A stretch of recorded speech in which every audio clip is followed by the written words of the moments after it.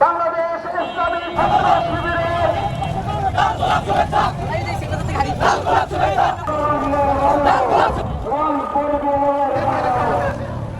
সবাইকে সালাম জানিয়ে আমার বক্তব্য শেষ করতে আসসালামু আলাইকুম।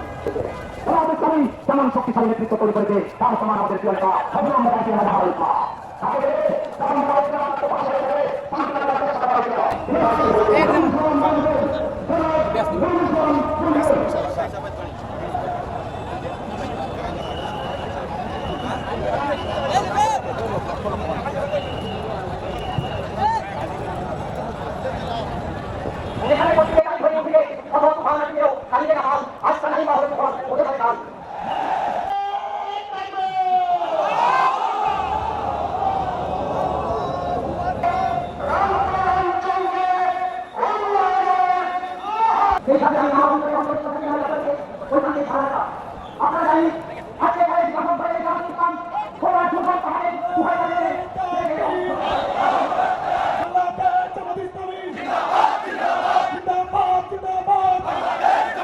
আপনারা সকলেই জানেন